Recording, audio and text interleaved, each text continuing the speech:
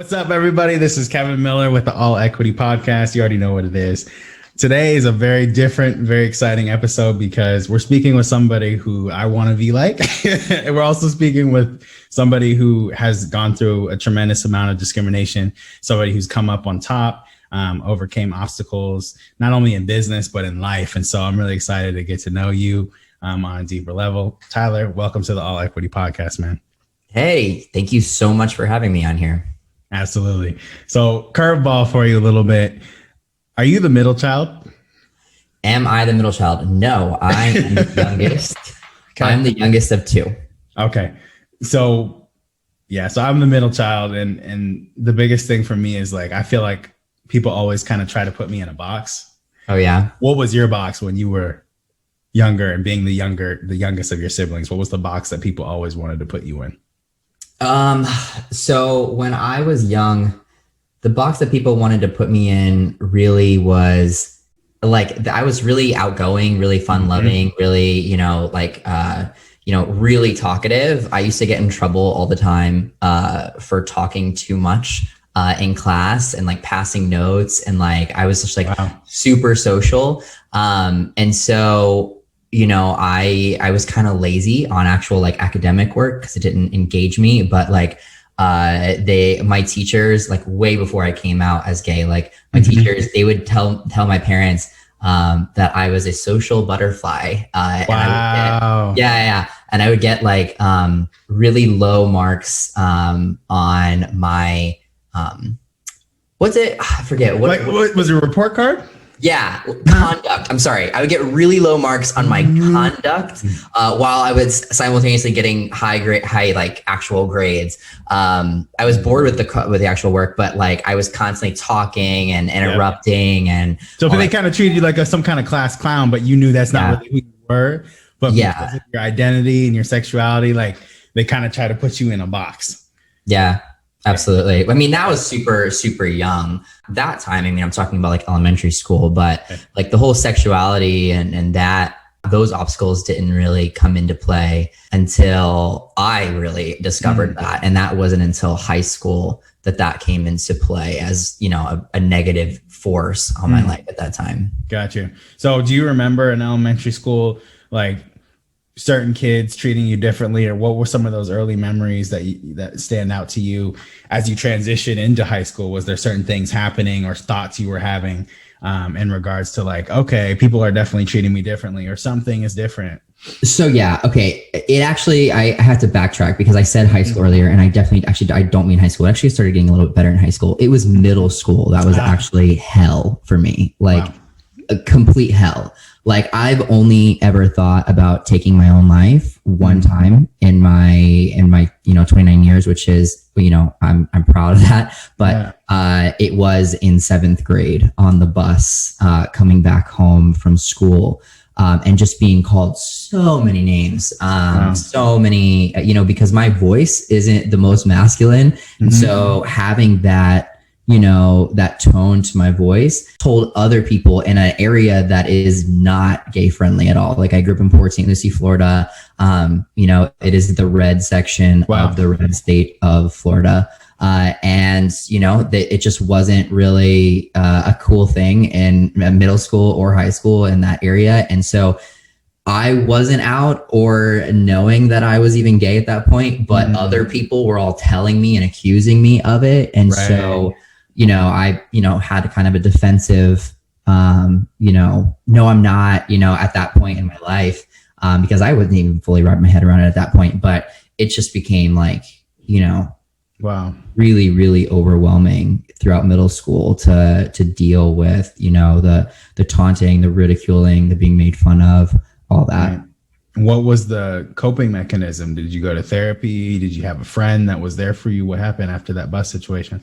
Yeah. So coping for me was finding escapes. So I could find escapes in circles. And so one of my circles was band. And so I was in band in middle school. And I remember like there were days where I would literally like skip. We had a really cool band teacher, and like I would like skip certain classes and like hide out in band.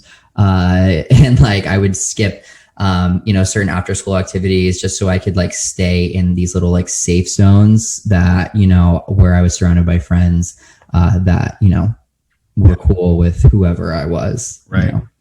What's crazy about that is we're on the complete opposite side of the country. You're in Florida. I'm in Washington. Yeah. I remember my very first day getting on the bus of 7th grade. Bus was hell. Buses are insane, man. And people need to, for context, people need to understand we are under 30. So this is not that long ago. No, this is like less than 15 years ago. And so when I get on the bus, man, I get on there and there's this kid in the back and like the class, the older kid that gets held back and who everybody kind of doesn't want to be around, but he's like bigger than everybody. And louder. And so I get on that thing and I sit down, and immediately as I get on the bus, never met the kid, he goes, N-words aren't allowed to sit on this bus. What are you doing here? Oh my. Every kid on that bus turns around and I'm just like, and the bus driver didn't do shit. No, they don't do a single thing. Right? They're so hands off. They could care less. Yeah. Right? And I mean, that's horrible. Right. And so I go to school, and then I'm walking on eggshells, and then I get back on the bus to go home. And this kid literally follows me home. And there's like, I'll never forget it. There's like this, like when you're walking on those nice sidewalks and they have like those curved ditches that dip. And so he sees that and he pushes me in the ditch and then starts beating me up. Wow. Very first day of 7th grade. 7th grade. That was my year too. Damn. 7th grade was the worst year of my entire life. Worst year. It never was worse than 7th grade. I will never forget 7th grade for that. Because do you still think about it too? What's that? You still think about it too every once in a while?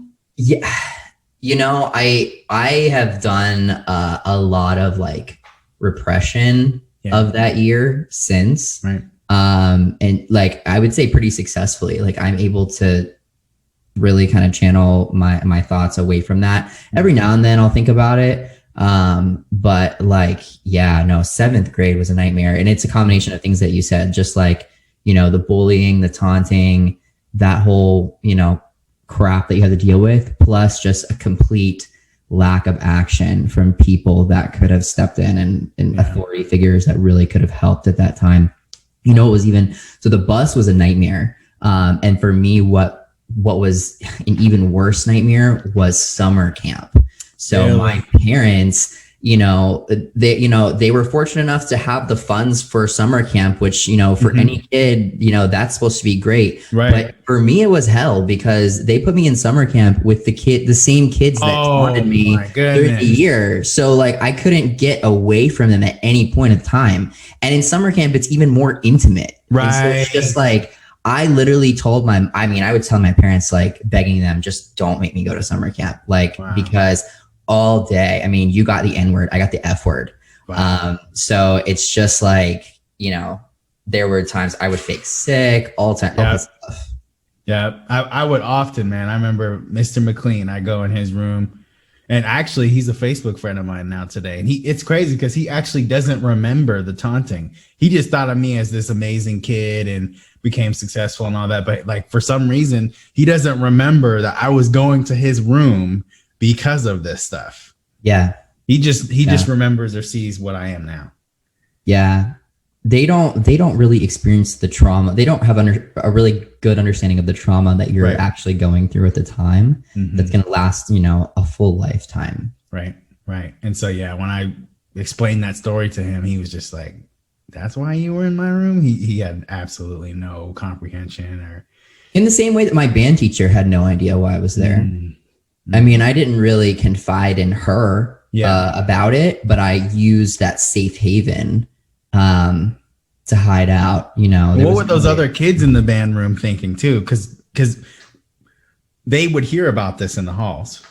They would see it and hear about it. A lot of them were girls, and being a young gay man, girls for whatever reason in like middle school and high school were way less aggressive, way less like, taunting and everything. It was the guys. It was like the trying to be super bro-y, masculine, like I'm, you know, king of the middle school kind of vibe. And so those girls really didn't like those guys anyway. And so, and so, you know, they were a total safe haven, and they would defend me to the end, which was great. And, you know, but like, yeah, the actual like administrators, teachers, and everything, they had no real idea of what was going on. What did you do at lunchtime? This was an interesting thing for me. It was always a conundrum every day what I would do. Yeah. So again, you know, thank God for bands, because I would find that circle of people and really just surround myself with them. So I did get lucky in that I am really social and I am really outgoing. So when I find the right group, I can become, you know, that loud social voice. And so I can entertain people and be funny and like, you know, captivate the room. But I have to have the right, you know, the right crew.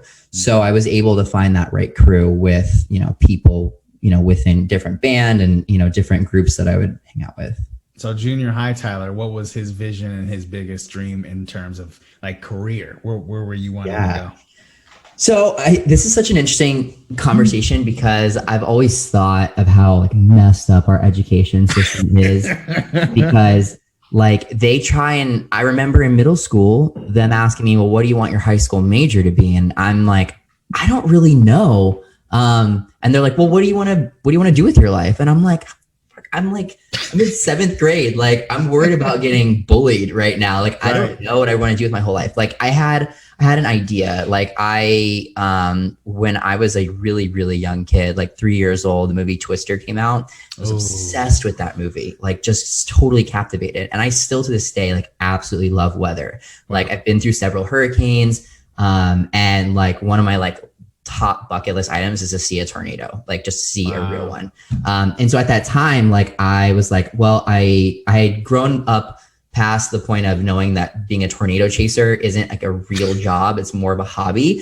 So I had progressed to maybe I'll be a meteorologist at that stage. It was until 8th grade, 9th grade. Yeah, like middle school. So I was, you know, up until 8th grade where they were trying to get us to choose our majors, right? And then they're like, okay, well, meteorology, you would want to go this path in high school. And I look, and the same thing in college, and the same thing for college. And I look, and it is just all math, like math, so like knee deep in math, like algebra, calculus, and everything. And I hate math, like absolutely with everything in me, hate it. So I changed my mind in 8th grade, and I went from meteorology to psychology just because I didn't know what I wanted to do, but I knew I liked people. And it probably also, looking back, that probably also was you wanted to help people that were going through what you were going through eventually. Maybe a little subconsciously. Yeah. Because you don't know exactly what you're going through, but you know something isn't right. Oh, yeah. No, I knew I was going through hell. I knew I was going through something that a lot of other people didn't have to go through. Yeah.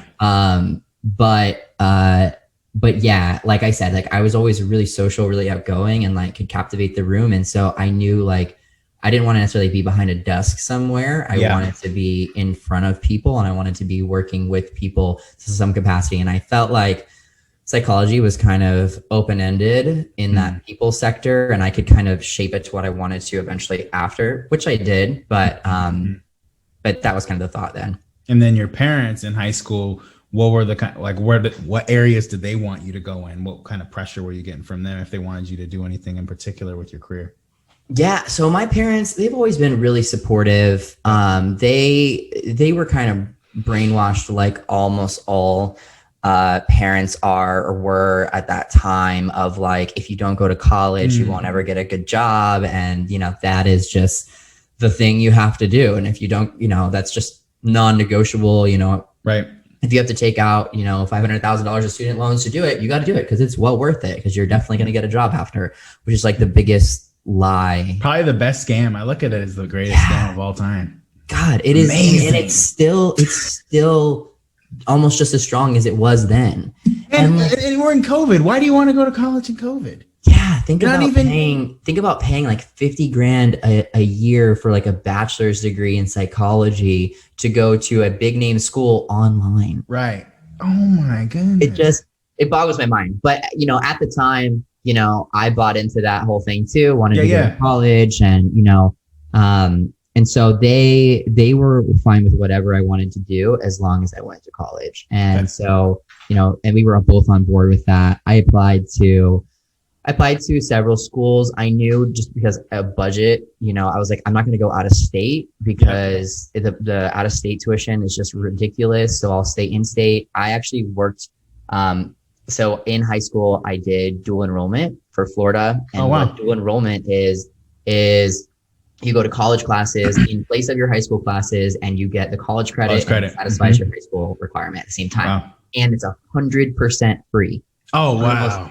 Yeah, insane. Underrated. Unrated, undervalued, underused things in the entire Florida education system. I don't even know if they still do it today, but like it was worth its weight in gold. I got 2 full years of my college degree while I was still in high school. The day I walked with my high school degree, 2 weeks later, I walked with my associate's degree and completed that at the same time. So my last 2 years of high school, I actually spent at the community college. Wow. Yeah. That's a blessing, man. That's dope. So huge. Were you at that point when you graduated, were you holding on to, so backtracking a little bit, senior year, you know who you are, you're coming into yourself, your sexuality, things like that, and then you're about to go to school. What kind of thoughts are going through your head when you're going across that stage? Like, what are you really feeling? So actually, senior year of high school, I was still very immersed in the culture that was where I grew up. So no, I wasn't coming into myself. I hadn't discovered who I was. I was still holding on to that defense. No, I'm not gay. And so it wasn't until a year into my Miami college experience that I actually came out to both myself and then the world. Wow. So at that time, walking across the stage, I was really excited to move to the big city of Miami. Yep, because then you could be who you wanted. Yeah. Then I could experience, all of the things that I wanted to experience and see people living their true selves. Right. Cause like there was none of that. Like there was so many gay people at FIU where I went. It was a super diverse, mega diverse, college. And, that was where I was able to find like comfort in finding myself and able to come out there, within a year of being there and just totally, revolutionized, the path that I was on. And so your bachelor's, you were still going after that psychology? Yeah. So I finished, I had the 2 years in for it. I transferred that directly over to FIU. When you have the 2 years done, basically any college will accept you as a transfer. So like getting accepted isn't a hard thing to do as a transfer. So I got my pick of really wherever I wanted to go. So happy that I went to Miami and not like an FSU or like a UF. And really happy that I went down there because I became an orientation leader. Wow. There I at can FIU. totally see you doing that.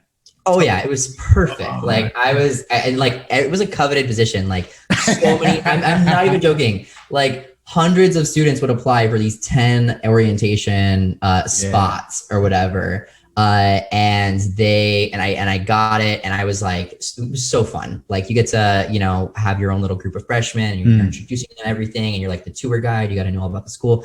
I loved it. It was so fun at that time. And so your happy meter, when you're in your zone, you're an orientation leader, 1 to 10, what's your happy meter at that point in your life? At that point, it was like a 7. It was like a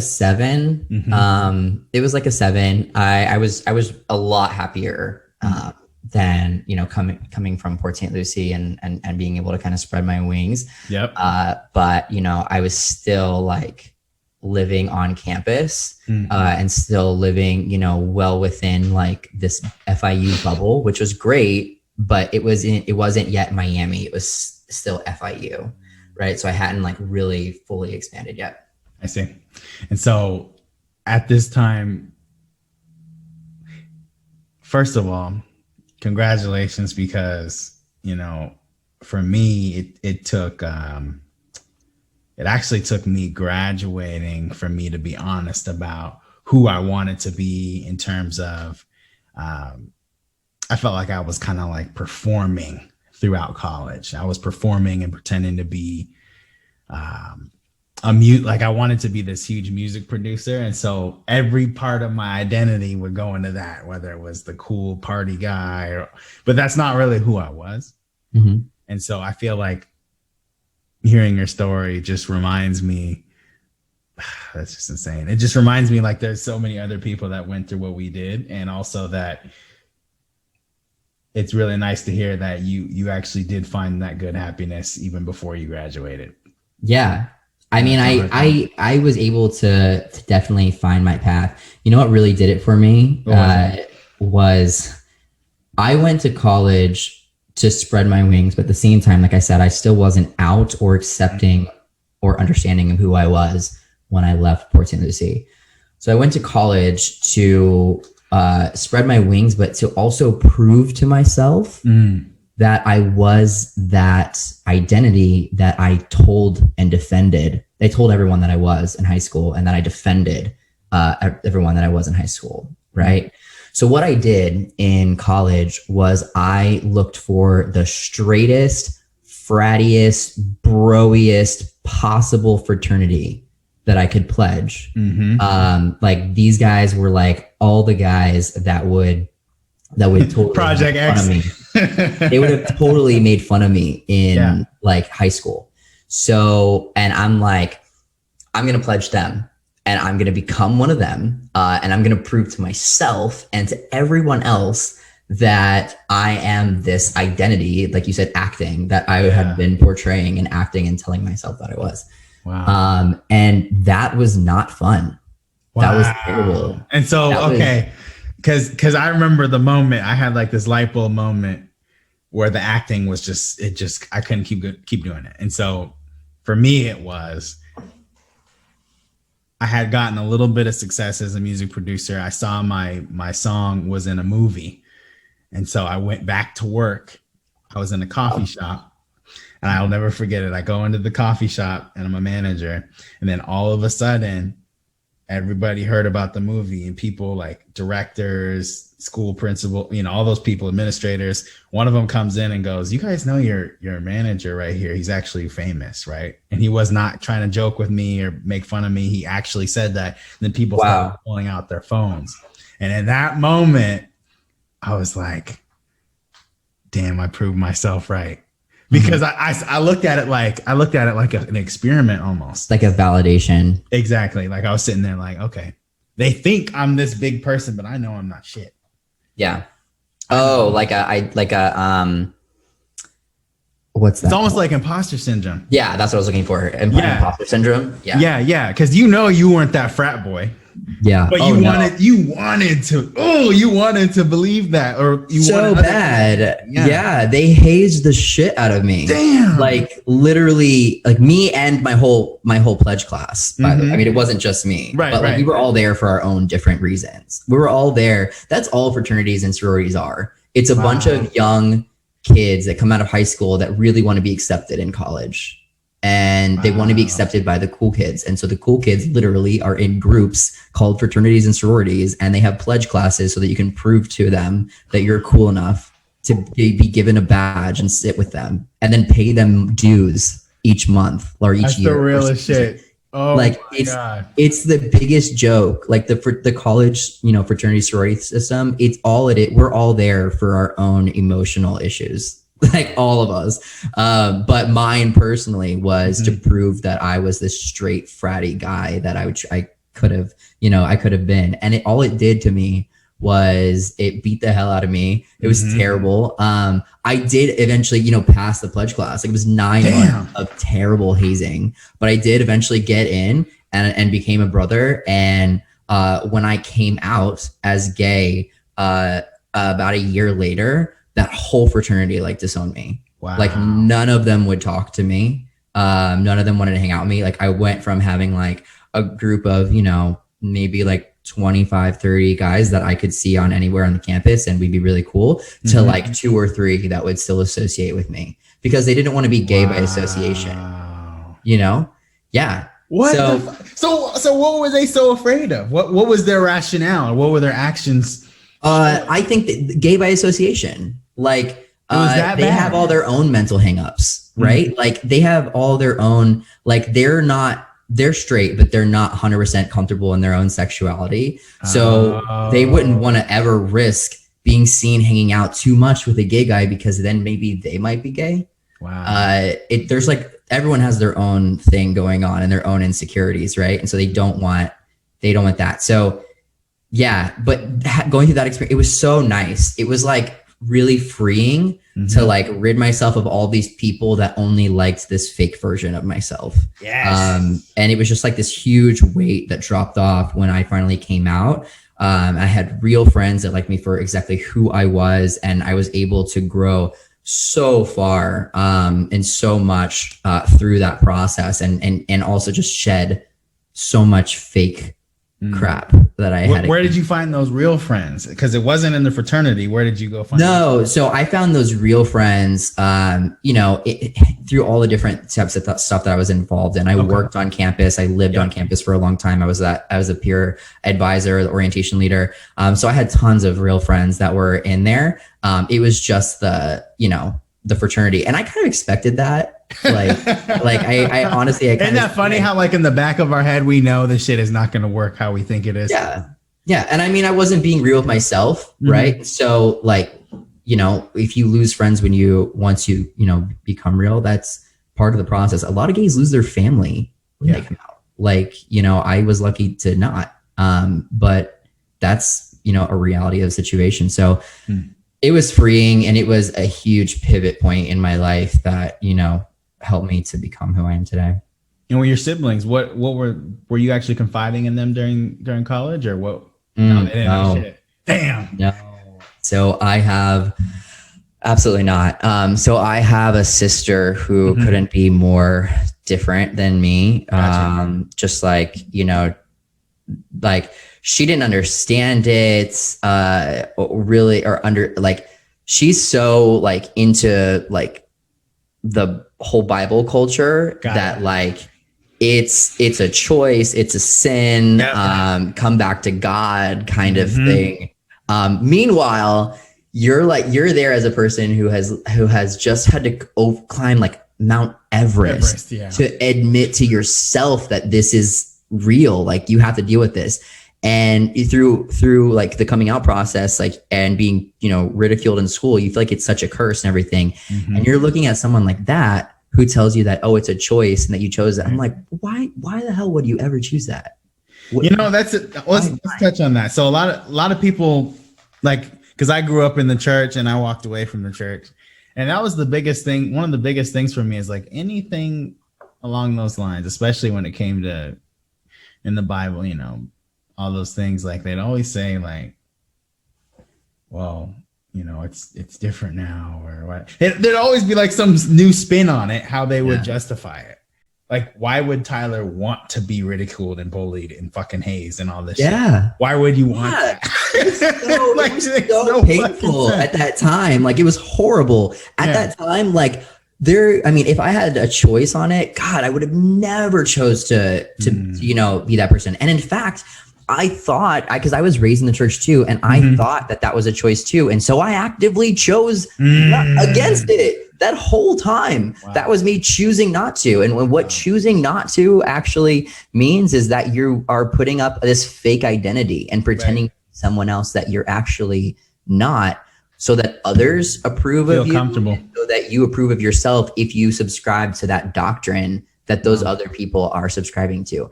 So, the hardest part of coming out for me was, at the time I was still fully Christian, and that's how I was raised and everything, was trying to wrap my head around, how could God make me make me just a walking sin?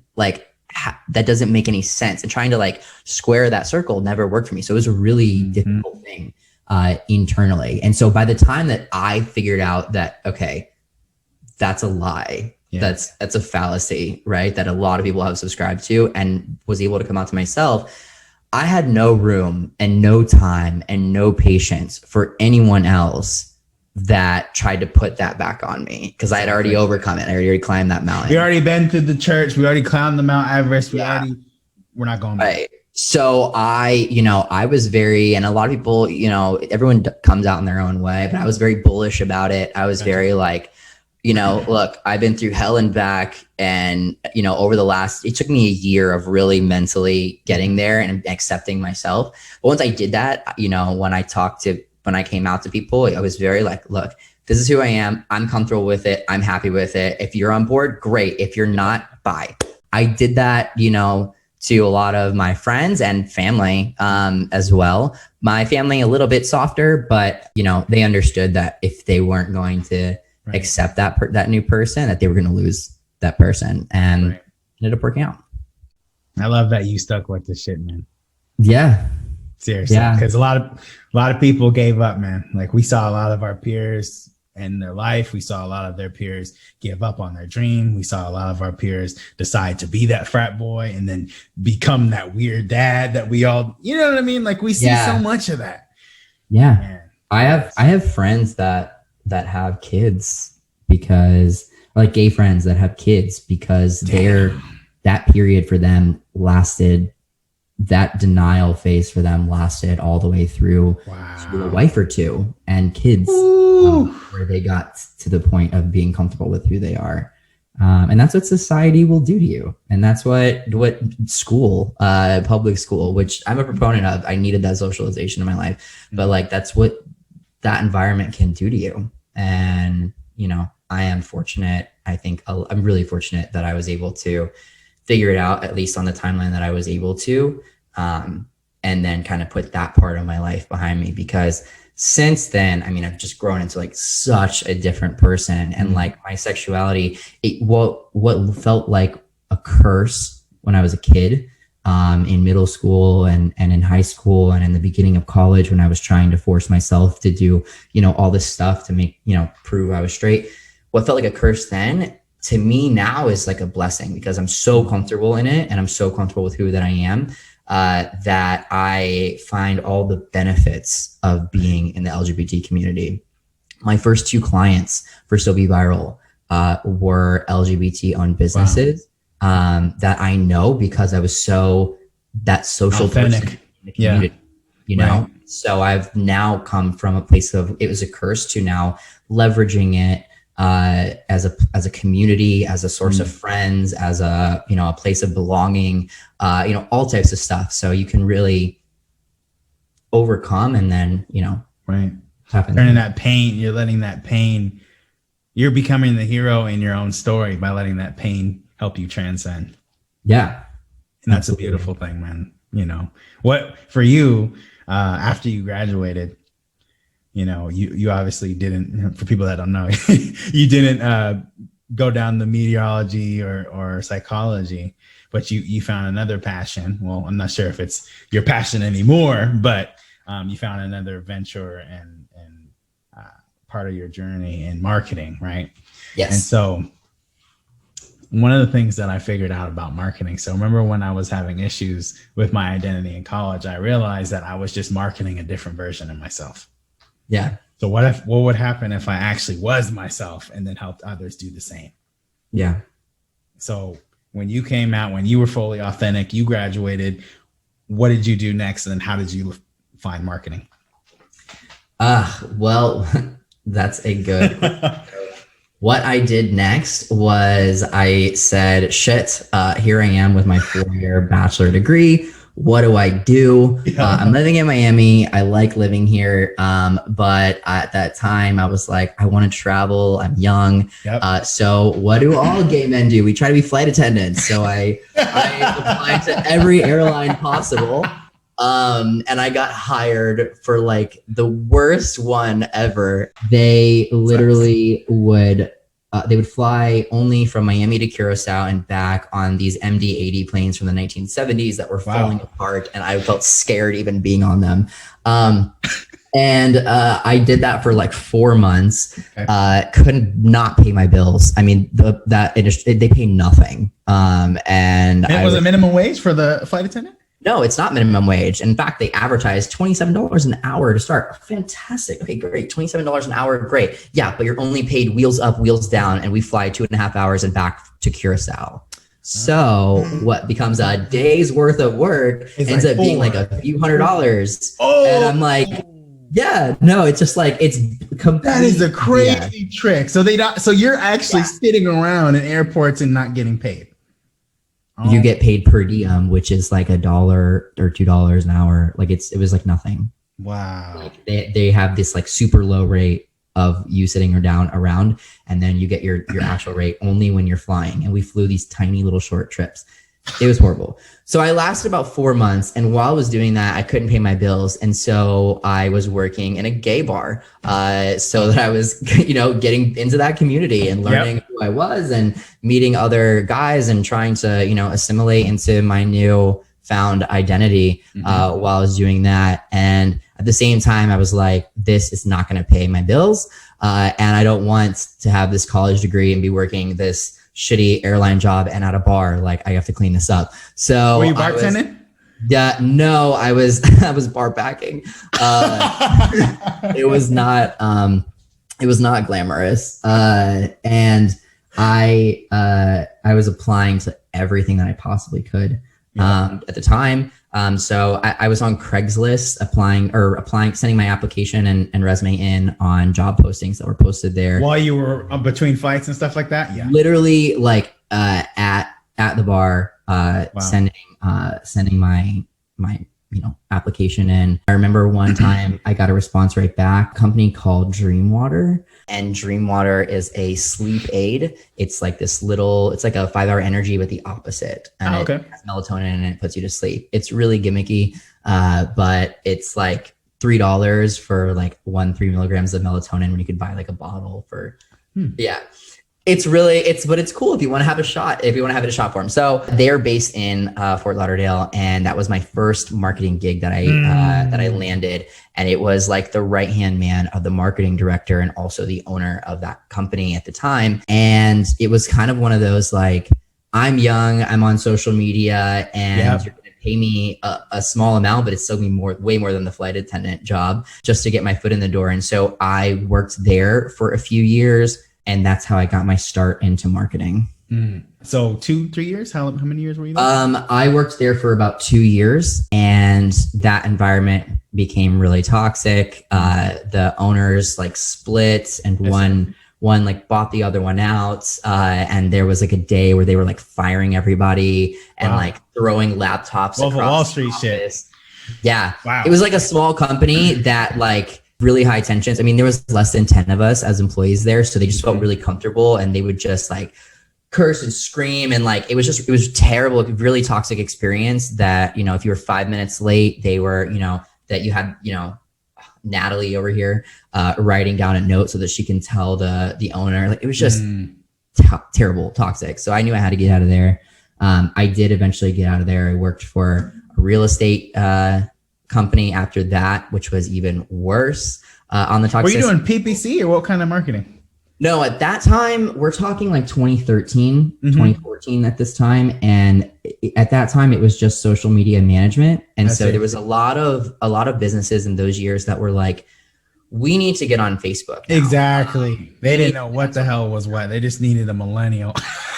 So they just needed a millennial. I was like really, using that to get my foot in the door, and it worked in a lot of places. It was like, we need to be posting on Facebook. They didn't know why we needed to post on Facebook, but we need to post. So I then moved to a real estate agency. That was even worse, toxic environment. Like, the guy was like, he would yell at women, like, and curse at women in the office. I was like, okay, that one was so bad that I knew I had to get out within a week. I quit that job without having another one after, because I was like, I'm not going to get yelled at. I'm not going to get told, demand what to do. Like, he was like barking at me, telling me to take out the trash. Like, what is this? And then after that, I ended up at an energy shot company, which is ironic because it's the exact opposite of Dreamwater, also in Fort Lauderdale. And it was at that company that on the side, I started So Be Viral. So the obvious question here is, why weren't you content growing as an employee there? What made you know that you wanted to start a real business? Well, it was my third like real job. I was still getting paid like $40,000 a year. And we're, 3 years out of college, and I'm like, there's gotta be more. Like, I'm not going to do this until I'm 60 and climb up maybe another $100,000 a year. Like, I was just like, you just couldn't accept that shit. No, I was just insanely unfulfilled. And I was at that point also really good at what I did. So at Dreamwater, like, I took over all their accounts, and I grew them substantially online by creating their content, by, managing like all their social channels. Like I took over from a high paying agency. They paid them $10K a month. And they gave me their job. They fired them and gave me all their jobs, and all of their numbers went up on all their engagement metrics. So I started getting really good by the time I was at the energy shot company at what I did. And I was like, I knew that I could do this for other companies and get paid a lot more on retainer at that point. And I'm like, this doesn't make any sense. Right. So what fears were going through your head at that time? Because you probably didn't have all the capital to start this thing. What kind of fear were you going through? What obstacles did you have to go through to get this going? Yeah. So security, I did fear, like, what if it doesn't work out? To be honest, like, I didn't just quit my job. Okay. I didn't quit the job at the energy shot company and then just go start my agency. No, like, I did it really smart. Like, I was like, I'm going to start getting side clients. I'm not going to tell the energy shot company. They only had enough work for me to maybe take up like 40% of my day at my desk, but they demanded my butt in that seat in the office. Smart. So frustrating. So I kept going in, and I had this like 60% of my day. They were like, well, what the hell am I doing with it? So I started, hitting up all lead gen channels, started really, starting to market myself, contacting all the business owners that I know that were in my community that I had built up. And I got 2, 3, maybe 4 clients by that point. And my goal for myself was I want to make at least double the amount of money that I'm making in my paycheck outside of my paycheck in clients. And then, so then you could quit. Well, no, actually, really better. I said, once I hit that marker, I'm going to then pitch my energy shot company to become my next client. And I had the best pitch ever. Like, it could not have made more sense. To this day, it still makes a ton of sense. And it was just, so I said, once I reach that level, I will reveal, this is what I've been doing. I have several clients. And what I was going to do is pitch them 100% of the work product that I was currently doing. So they would 100% of the scope of work, everything, for half of my salary in retainer form instead of salary form. And the only thing that I'm asking for is that I'm not in the office. I'm working from home so that I have time to work with all my other clients as well. 100, like, to me, Brilliant. It was like, it couldn't have been a better offer. Like period. You get same work product, half the price. Wow.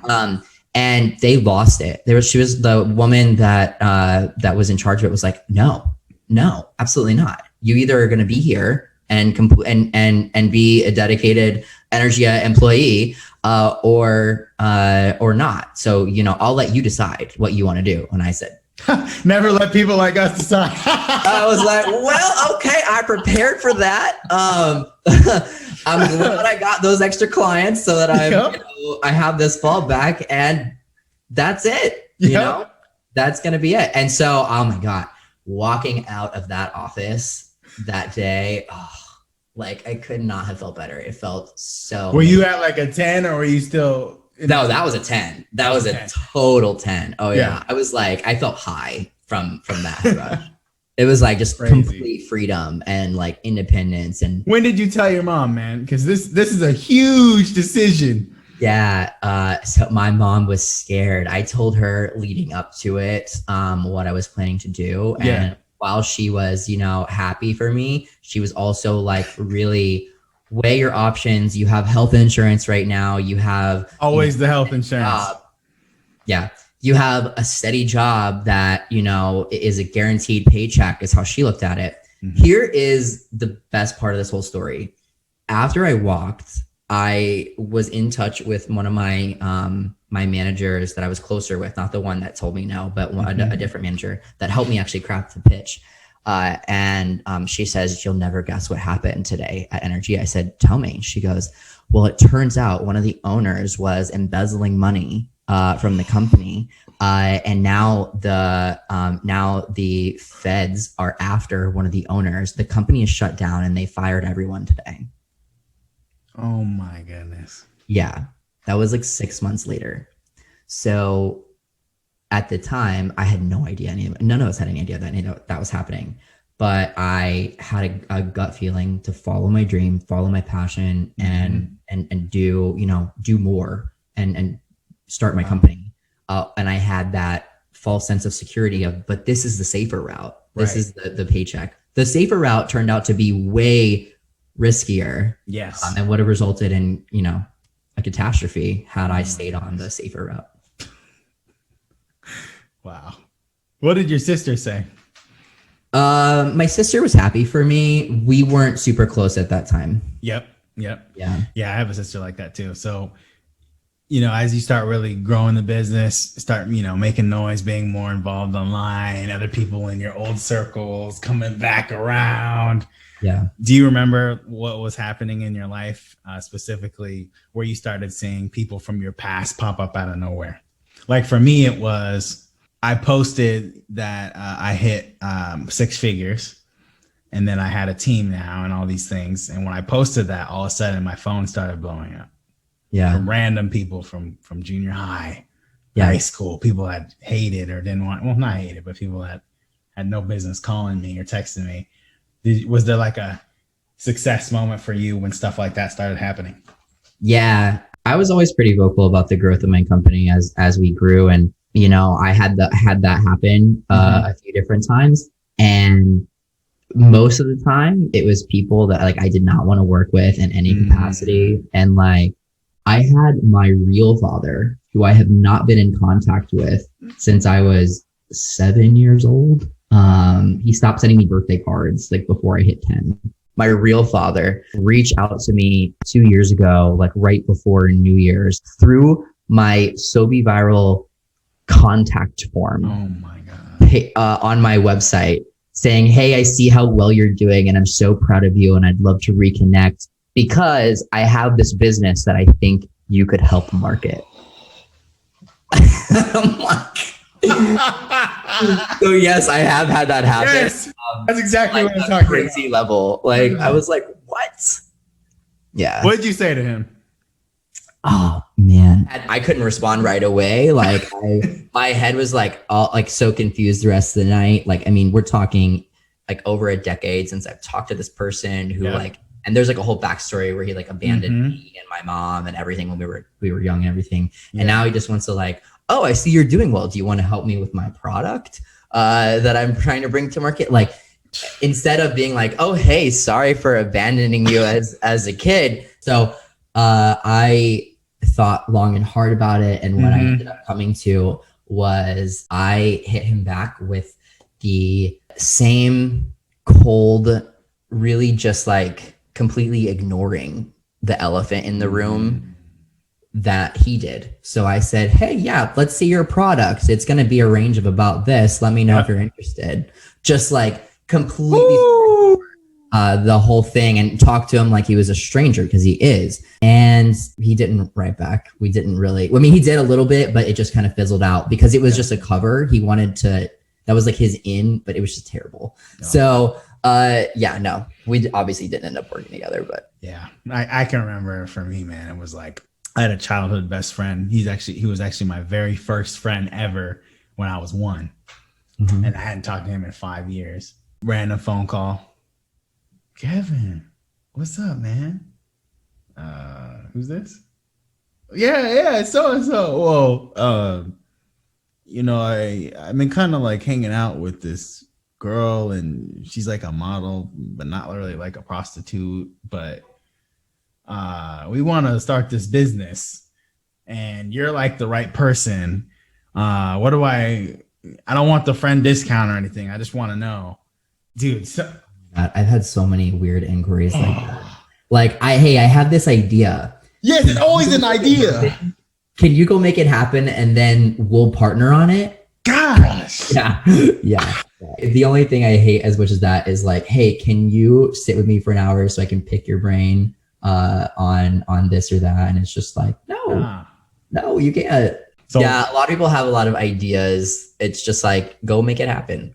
I don't like it. Yeah, I don't, you know, for me, the biggest thing is ideas really don't mean shit. Like, I love to see what results you've already achieved and how we can maximize those. Yeah. A lot of people always want to start different types of businesses, or I did this, or I was successful 20 years ago doing this, and now I want to start this random business. It's like, bro, like, so many people have so many ideas of different things, and they want to latch on to someone who's already somewhat successful so that they feel like they can kind of lean on that person and they can take the wheel. And what they don't realize is like, what value are you getting from that? Yeah. Other than like a ball and chain. It's this other guy's idea and your well, you're gonna get 20% of fucking what? Right. Yeah. 5 billion. Okay. Yeah. No, I totally agree. I've never even had a thought to ever have a partner. I like to make the decisions, and I like to consult like really, really smart people. And I have some amazing team members that I'm able to consult, but I do not want someone's like final word being 50% of right. So, final thought: what do you think your greatest contribution is going to be when it's all said and done? Difficult to say because, I've changed so much just in, the short 29 years that I've been here. But I think my greatest contribution to date is I've been able to help a ton of people change their lives. Like I've been able to help a ton of people that have started with an idea, like we're talking about, to start their marketing agency and go from an idea to actual tens of thousands of dollars in monthly revenue in a really short period of time, which for someone, and we're all in different financial situations, but for a lot of people, that's completely life-changing. Exactly. Like, and it completely sets them on a completely new track. And it changes their mindset, and it enables them to realize that it is there if you want to grab it, and you can do that. And so I think, that's my biggest contribution to date, is helping a lot of people change their lives in a dramatic way, financially and in their mindset. But what it will be when it's all said and done, like when I'm 6 feet under, I have no idea. Hopefully more than that. Awesome. Yeah. Thank you so much, Tyler, for being one of those people. You changed my life in a lot of ways, and it's just an honor being able to sit with you and really hear the full story, understanding exactly who you really are. Man, I'm just honored, man, truly.